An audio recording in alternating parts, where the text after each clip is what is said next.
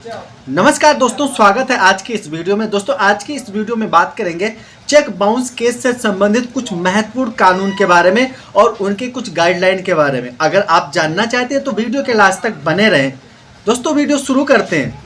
आप लोगों को बताना चाहूँगा, जब चेक बाउंस के मैटर या केसेस होते हैं तब जैसे चेक बाउंस हो गया तो इसमें जिसको चेक दिया जाता है, जिसका चेक बाउंस हो जाता है, वो क्या करता है, पहले कोर्ट फीस जमा करता है। कहाँ? कोर्ट में। उसके बाद में उसका जो केस होता है, उसका जो कंप्लेन होता है वो कोर्ट में रजिस्टर्ड होता है। और जब कंप्लेन कोर्ट में रजिस्टर्ड हो जाता है और एक्यूज जो होता है, यानी जो आरोपी होता है जिन्होंने चेक इशू किया था, वो कोर्ट में प्रेजेंट हो जाता है, तो जो कंप्लेनेंट होता है, जिन्होंने कंप्लेन किया था, जो चेक की शिकायत दर्ज करवाई थी कोर्ट में, उसको ये राइट दिया गया है, इंटरिम कंपनसेशन का प्रावधान बनाया गया है जिसमें उसको कुछ पैसे दिलवाए जाते हैं। तो जो इंटरिम कंपनसेशन होता है वह कैसे मिलता है, क्या प्रावधान है, एक बार इसके बारे में समझ लेते हैं, फिर उसके बाद में आगे बढ़ते हैं। एनआई एक्ट की धारा 143A बाद में जोड़ा जाता है। जानते हैं इसके बारे में कि इसमें एक्चुअल में है क्या। जो कंपनसेशन मिलता है उसके बारे में जानने से पहले आपको जानना होगा एनआई एक्ट की धारा 143A, जिसमें बताया गया था कि अगर जो आरोपी होता है कोर्ट में पेश हो जाता है और पेश होने के बाद में अगर जो शिकायत करता होता है, अगर वो चाहता है तो उसके लिए एक एप्लीकेशन डालता है एनआई एक्ट की धारा 143A के तहत, जिसमें जो कंप्लेनेंट होता है, जो शिकायत करता होता है, उसको तकरीबन उसके चेक अमाउंट का 20% पहले देने का प्रावधान बनाया गया है। कम से कम जो भी चेक अमाउंट का टोटल अमाउंट होगा उसमें 20% एडवांस देने का प्रावधान बनाया गया है। वो भी उसको एप्लीकेशन डालना पड़ेगा वो एडवांस लेने के लिए, क्योंकि जो ये चेक बाउंस का मामला होता है, वैसे ये समरी ट्रायल है, लेकिन होता क्या था, इसको जो चेक जारी करने वाला होता था, आरोपी होता था, इसको खींचता रहता था और लंबे समय तक जब केस खींचता रहता था तो इसमें जो शिकायत करता होता वो बिल्कुल परेशान हो जाता था। इसलिए ये प्रावधान बनाया गया है, क्योंकि जनरली लोग करते क्या थे, पेमेंट से बचने के लिए ऐसे अकाउंट का चेक जारी कर देते थे जो ब्लॉक हो गया, बंद हो गया है, या फिर सिग्नेचर गलत कर देते थे, या फिर ऐसे बैंक अकाउंट का चेक इशू करते थे जिसमें पैसा ही नहीं होता था।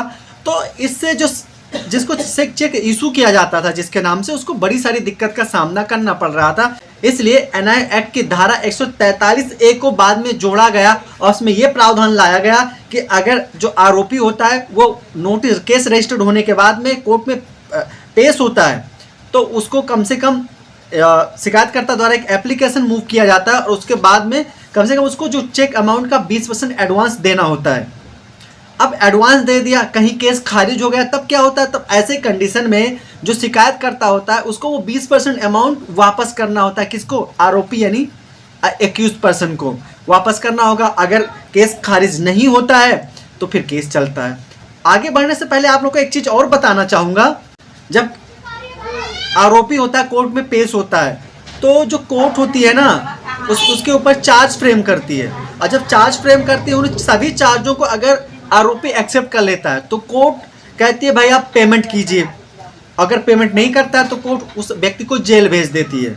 2 साल का सजा का प्रावधान है। लेकिन एक बात याद रखना, मेरे कई से व्यूअर्स के सवाल थे, क्या जेल काटने से हम पैसा देने से बच जाएंगे? तो आप लोगों को बताना चाहूँगा, अगर आप जेल काटेंगे फिर भी जो आपका पैसा उधारी है वो वैसे की वैसी खड़ी रहेगी। अब बात ये आती है कि जो 20% एक्स्ट्रा पहले एडवांस कोर्ट दिलवा देती है, किस बिहाफ पे दिलवा देती है? तो देखिए, अगर किसी व्यक्ति को किसी ने चेक इशू किया तो इसका मतलब इनके बीच में कुछ बिजनेस चल रहा होगा, कोई लेन देन हुआ होगा, तभी कोई चेक इशू करता है, अन्यथा कोई भी व्यक्ति चेक इशू नहीं करता है। कोई उधारी होती है, कोई लेन देन होता है, कोई बिजनेस होता है, या कुछ भी ऐसा आदान प्रदान होता है, तभी व्यक्ति दूसरे व्यक्ति को चेक इशू करता है। तो ये चीज़ होती है। इससे ये अगर किसी का चेक बाउंस हुआ, चेक दिया तभी तो बाउंस हुआ, अब चेक दिया तब बाउंस हुआ, इसका मतलब इनके बीच में कुछ लेन देन था। तो उसी बिहाफ पर 20% देने का प्रावधान बनाया गया है, जिसको आप इंटरिम कंपनसेशन कह सकते हैं। दोस्तों आशा करता हूं जो इंटरिम कंपनसेशन होता है इससे संबंधित आपके बड़े सारे सवालों का जवाब मिल गया होगा, है ना दोस्तों। ये वीडियो देखने के बाद आपको भी लगा होगा ये बहुत ही महत्वपूर्ण कानून है, बहुत महत्वपूर्ण गाइडलाइन है जो हर किसी को जानना जरूरी होता है कि जब केस रजिस्टर्ड होता है और आरोपी जो होता है कोर्ट में पहुंच जाता है, प्रेजेंट हो जाता है, तो उसी समय एनआई एक्ट की धारा 143A के तहत एप्लीकेशन के माध्यम से चेक अमाउंट का 20% पहले देने का प्रावधान बनाया गया है।